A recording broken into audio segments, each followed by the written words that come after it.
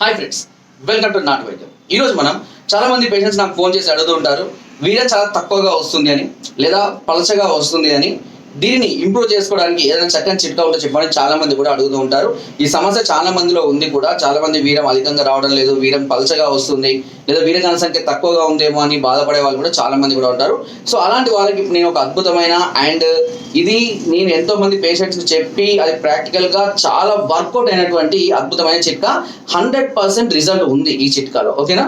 So దీనికి మీకు కావాల్సిన ఐటమ్స్ చెప్తాను, చాలా జాగ్రత్తగా చేయండి. అండ్ ముఖ్యంగా ఎవరైతే వీర్యకణ సంఖ్య తక్కువగా ఉంటుందో, వీర్యకణ సంఖ్య పెంచుకోవాలి అనుకునే వాళ్ళు, లేదా వీర్యకణాల యొక్క మొటిలిటీ అంటే చలనాన్ని కూడా తక్కువగా ఉండి యాక్టివ్ మొటిలిటీ పెంచుకోవాలనుకునే వారికి ఈ చిట్కా చాలా అద్భుతంగా పనిచేస్తుంది. ఎంతో మందికి నేను చిట్కా చెప్పాను, 100%కి 200% సక్సెస్ అయిన వాళ్ళు ఉన్నారు. సో కాబట్టి ఆ చిట్కాలు మీకు కూడా చెప్తాను. ఓకేనా? చాలా జాగ్రత్తగా ఉండండి. దీనికి కావాల్సిందల్లా ఒక 1/2 కేజీ గుండు మినపప్పు, గుర్తుపెట్టుకోండి. ఒక 1/2 కేజీ గుండు మినపప్పు తీసుకోండి. ఒక 1/2 కేజీ గోధుమలు తీసుకోండి. ఒక 1/2 కేజీ గోధుమలు మంచిగా తీసుకోండి.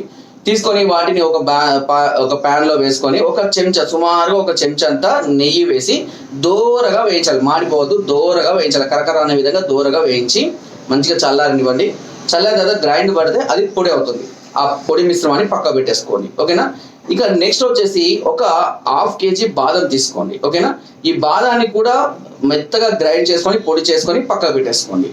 ఖండ చక్కెర చాలా ఇంపార్టెంట్. ఇది కూడా ఒక 1/2 కేజీ, నేను చెప్పిన మోతాదులో తీసుకోవాలి. 1/2 కేజీ తీసుకొని దాన్ని కూడా మంచిగా గ్రైండ్ చేసుకొని మంచిగా మెత్తగా పిండిలాగా చేసుకొని పక్క పెట్టుకోండి. ఈ 4 ఐటమ్స్ ని మంచిగా మిక్స్ చేయండి. ఒక బాక్స్ వేసి బాగా మిక్స్ చేసేయండి. సో ఈ మిక్స్ చేసిన ఈ మిశ్రమాన్ని ప్రతిరోజు ఉదయం పూట పరిగడుపున గోరువెచ్చటి పాలతో తీసుకుంటూ ఉండాలి. రాత్రి పూట అన్నం తిన్నాక గంట తర్వాత పాలతో మళ్ళీ తీసుకోవాలి. ఒక చెంచా మోతాదులో, ఒక గ్లాసు మామూలుగా జ్యూస్ గ్లాస్ ఉంటాయి, ఆ గ్లాస్ మోతాదులో పాలలో మాత్రమే తీసుకోవాలి, నీళ్ళలో తీసుకోకూడదు. ఈ ఒక చెంచా చూర్ణము ఈ మిశ్రమాన్ని వేసుకొని అదేవిధంగా ఉదయం రాత్రి 2 పూటల కనుక తీసుకుంటూ ఉండాలి.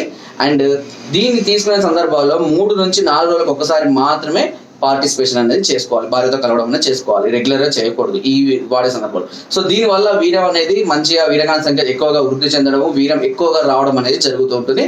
చిట్కా చాలా అద్భుతంగా పనిచేస్తుంది. ఎందుకంటే ప్రాక్టికల్ గా నేను చాలా మందికి ఇది ఇచ్చి సక్సెస్ అయినటువంటి చిట్కా ఇది. ఓకే? సో మీరు కూడా ట్రై చేయండి, తప్పకుండా మంచి ఫలితాన్ని పొందుతారు. ఒకవేళ మీరు మరే ఇతర సమస్యలతో కనుక దీర్ఘకాలికంగా బాధపడుతున్నట్లయితే వెంటనే మమ్మల్ని సంప్రదించవచ్చు.